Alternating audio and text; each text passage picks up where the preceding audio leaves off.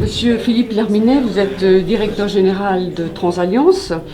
On parle beaucoup d'écotaxe en ce moment, c'est une question qui fait beaucoup de bruit. C'est en tous les cas un révélateur de l'importance du maillon transport dans la chaîne logistique. Comment vous, avec les relations que vous avez avec vos chargeurs, comment vivez-vous ça, cette actualité quotidiennement ?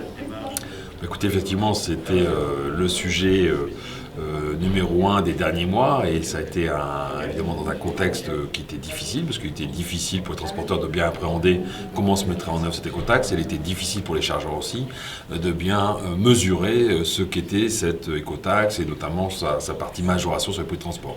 Donc il y avait une complexité, il y avait une nécessité d'un dialogue, il y avait une nécessité de se rencontrer, de pouvoir en parler. Donc nous avons essayé de le faire au travers de petits déjeuners pour rencontrer justement un maximum de clients sur le territoire français, prospects aussi d'ailleurs, pour être juste dans l'aspect, je dirais, explicatif, dans l'aspect pédagogique, et puis aussi de se redonner les différentes modalités de mise en œuvre de ce projet.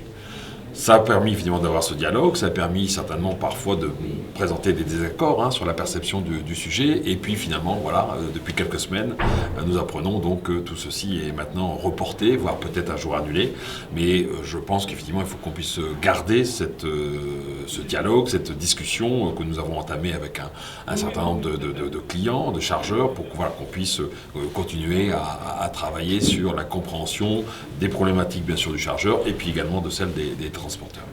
Il reste encore beaucoup de leviers d'optimisation, d'après vous ?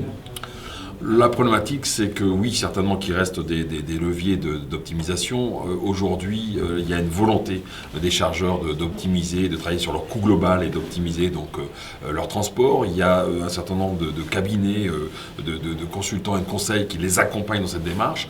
Et je trouve que globalement, nous, les prestataires de transport, nous subissons un peu toute cette orientation et cette démarche d'optimisation. Donc je crois qu'il est important maintenant de sortir du côté pression sur l'aspect volumétrie, sur l'aspect tarifaire, qui est une réalité, mais qu'on soit aussi en réflexion et en accompagnement de nos clients pour travailler sur l'optimisation. Parce que nous avons une vision globale des flux de transport sur la France, pas toute la vision, mais une vision quand même assez importante.